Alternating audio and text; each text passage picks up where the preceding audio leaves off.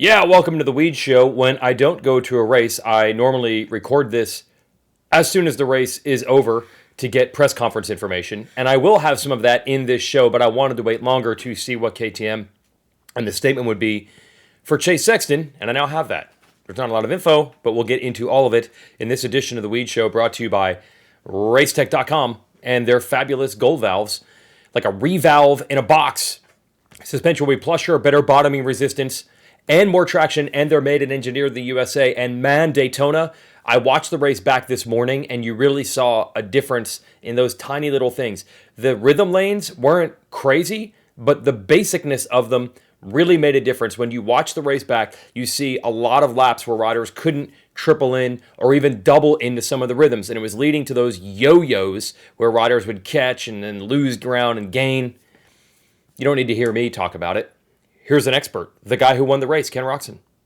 We seen in that main event that you were behind Webb at the beginning of the race, and we knew that was a crucial pass. You made that pass, you got out front, you kind of got a break, and Webb started creeping up. Can you take us through what was going through your mind? Because we've seen the outcome be different before. What was going through your mind, and why was it different this time?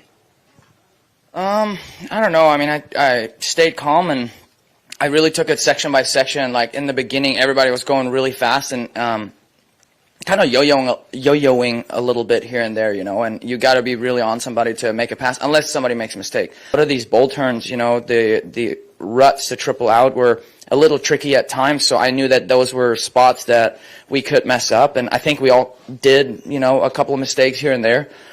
And, yeah, I just really kept my focus, and I felt really good throughout the whole main event, and that was really important to pull it off. Yeah, that's right. Ken Roczen is a Daytona winner, and that's exciting for a lot of people, including Ken Roczen fans. I happen to know one. He's right next to me. This is my son, Lane. What's up, dude? What's up? Okay, you've been a Roczen fan for a long time. Yeah. What's it like being a Roczen fan? Does I don't know. it sad sometimes? Yeah. Yeah. How many times does it look like it's going to go well and then... A lot. A lot. Okay, so you're watching the race this morning with me. Cooper Webb is starting to catch Roczen. What's running through your mind? Go.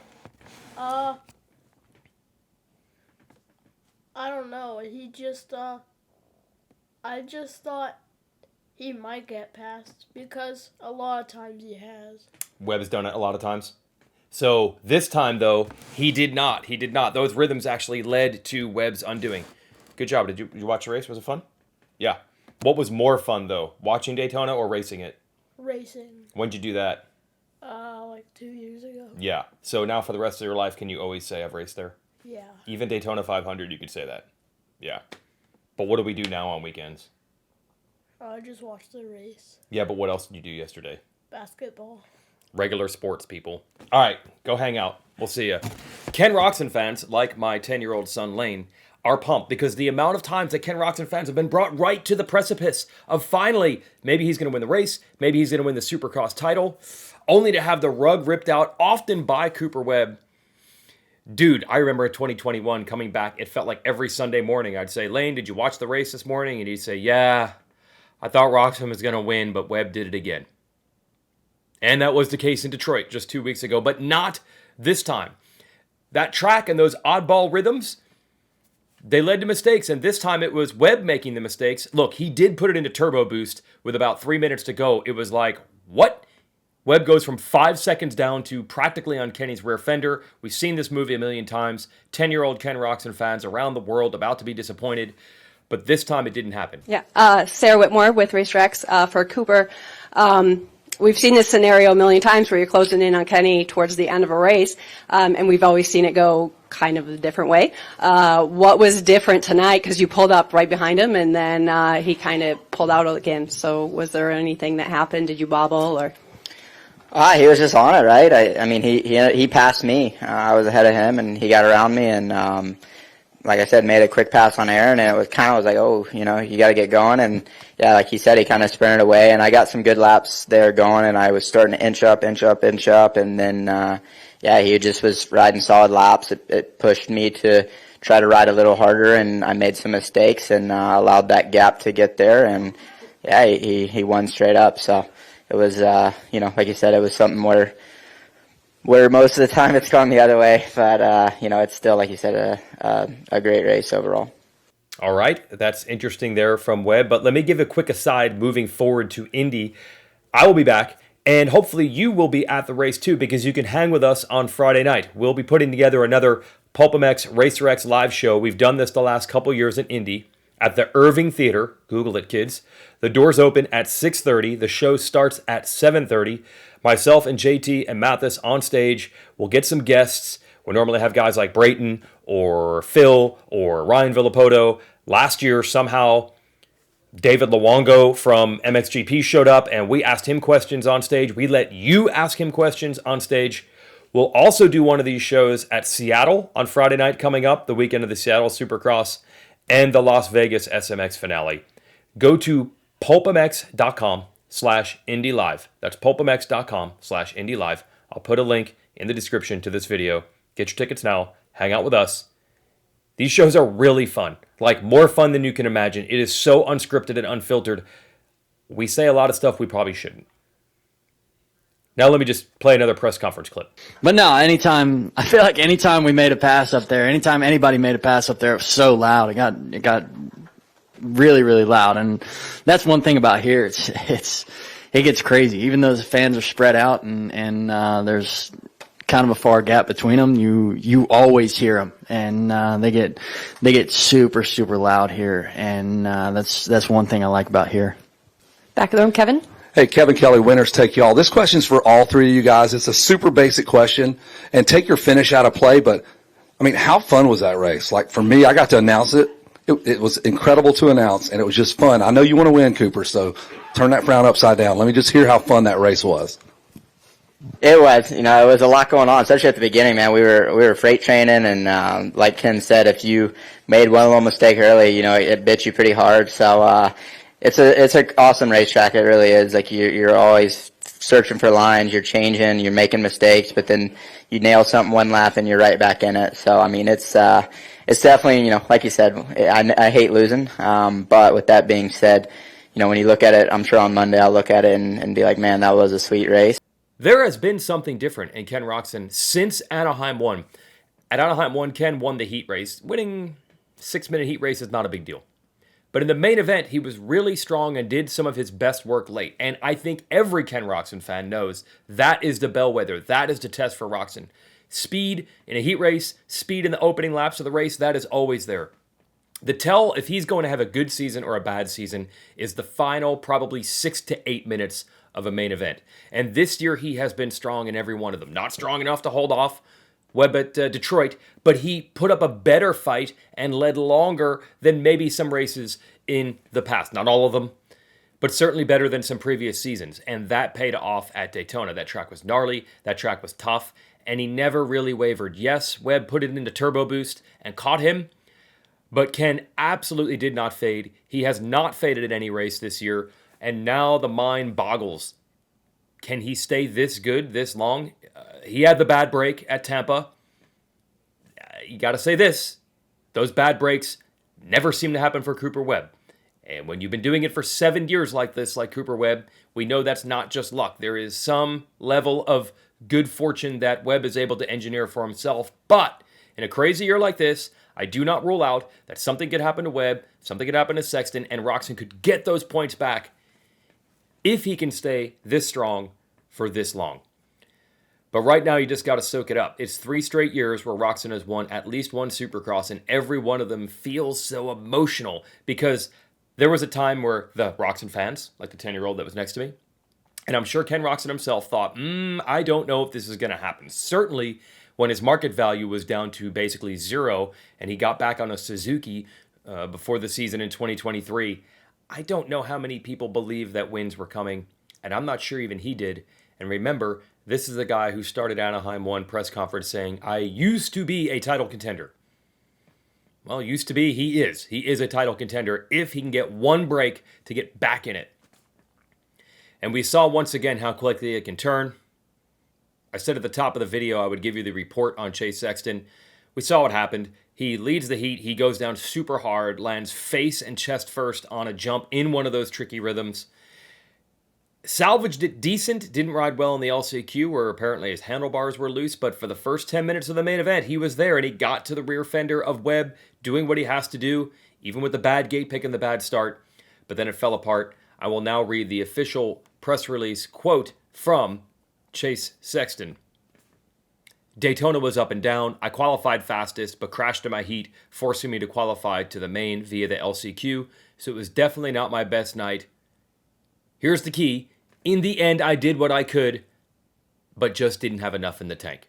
So if we're wondering what happened, I think whatever battered and bruised injuries he had from the heat eventually caught up with him. And this is an alarming trend if you're a Chase Sexton fan, because this is now 4 races in a row that he would like to have back.